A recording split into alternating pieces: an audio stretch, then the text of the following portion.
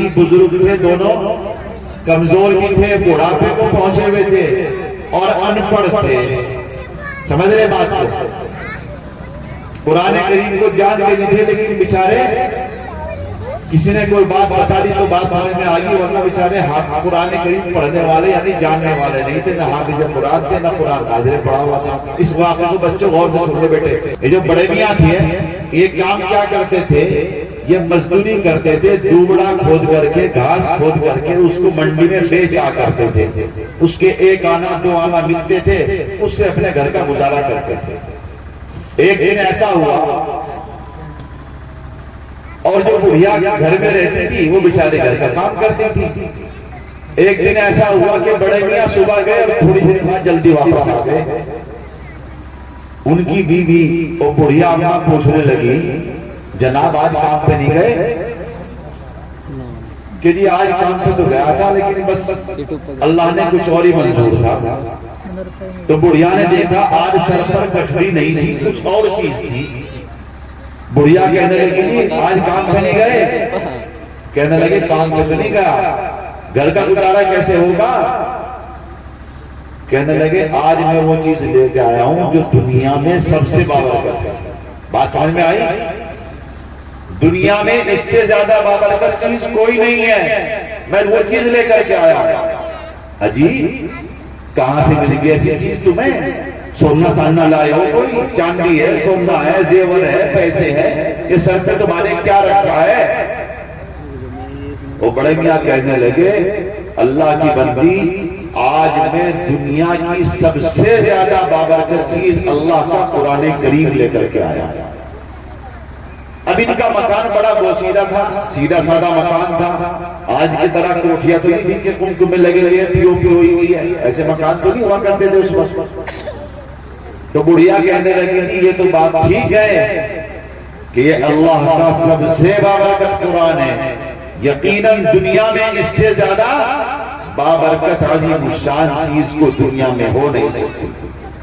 لیکن اللہ کے بندو یوں تو بتاؤ ہمارا یہ ٹوٹا پھوٹا سا مکان، سیدھا سادہ سا مکان، اور اللہ کا اتنا بڑا عظیم قرآن جس کے بارے میں اللہ قرآن میں فرماتے ہیں اِنَّا عَرَضْنَا الْأَمَانَةَ عَلَى السَّمَاوَاتِ وَالْأَرْضِ وَالْجِبَالِ کہ اگر اللہ تبارک و تعالیٰ آسمان قرآن کریم کو آسمان پر اٹھا دے تو آسمان میں اللہ تبارک و تعالیٰ نے آسمان سے جب قرآن کریم کو اللہ نے پیدا فرمانے کا ارادہ کیا، نازل کرنے کا ارادہ کیا، تو اللہ نے پہلے آسمان سے پوچھا تھا کہ اے آسمان میرے قرآن کریم کا وزن اٹھا لے گا، اس کا حق ادا کر دے گا؟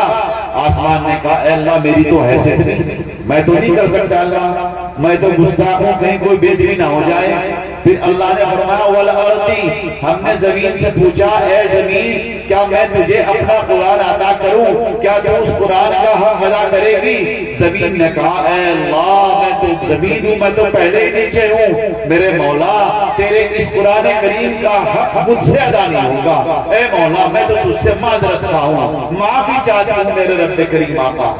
پھر اللہ تبارک و تعالیٰ فرماتے ہیں والجبال، یہ پہاڑ جو دکھائی دیتے ہیں آپ کو، ان پہاڑوں سے بھی اللہ نے پوچھا اے پہاڑوں اگر میں تمہیں اپنا قرآن کریم دے دوں کیا تم اس کا حق ادا کرو گے، کیا تم اس کا ادب کر پاؤ گے؟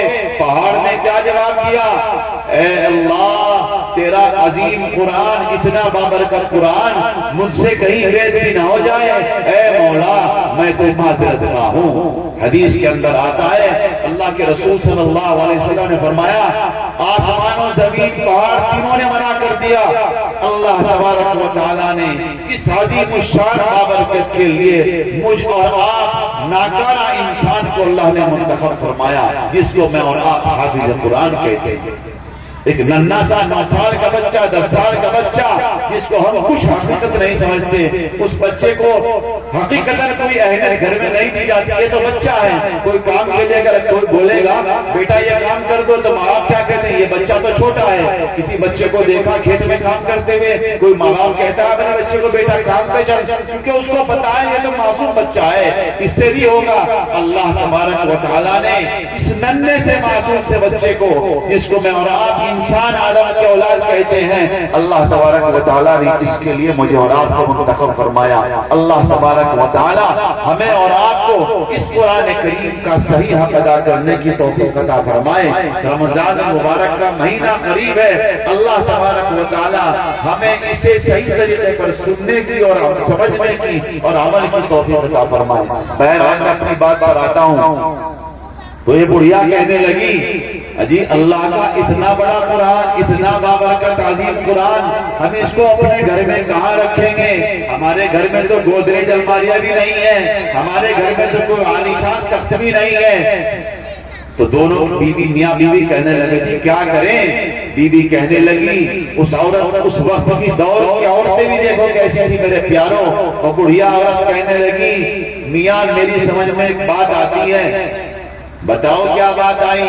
میری سمجھ ایک کہتی ہے، اللہ کے اس قرآن کریم کو ہمارے گھر میں رکھنے کی کوئی بابرکت جگہ ایسی نہیں ہے، اس کا ایک ہی طریقہ میری سمجھ میں آتا ہے۔ وہ طریقہ کیا ہے؟ کہنے لگی، رات کو آدھی رات تک میں اس کو سر پر رکھ کر کھڑی رہوں گی۔ سنو اے دولت والوں، سنو جو گھروں میں بیٹھے میرے پیاروں نوجوانوں، سنو یہ بڑھیا عورت کیا کہتی ہے؟ یہ بڑھیا عورت کہتی ہے، اللہ کے اس قرآن کو بابرکت جگہ ہمارے گھر میں نہیں ہے، اس کا ایک ہی علاج ہے، اس کا ایک ہی ترکیب ہے۔ وہ ترکیب کیا ہے کہ آدھی رات جب ہو جائے تو آدھی رات تک میں اپنے سر پر رکھ کر کھڑی رہوں گی، اور آدھی رات جب گزر جائے تو بڑے میاں تم اللہ کے اس قرآن کریم کو سر پر رکھ کر کھڑے رہنا، یہی اس کا میری سمجھ میں طریقہ ہے۔